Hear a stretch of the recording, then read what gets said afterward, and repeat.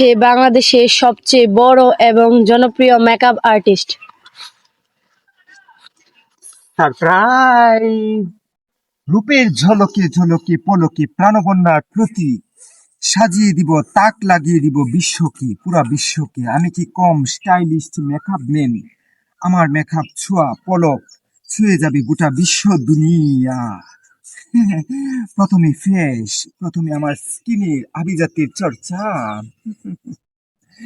Oil sand gold I shed very much and hands with hairs from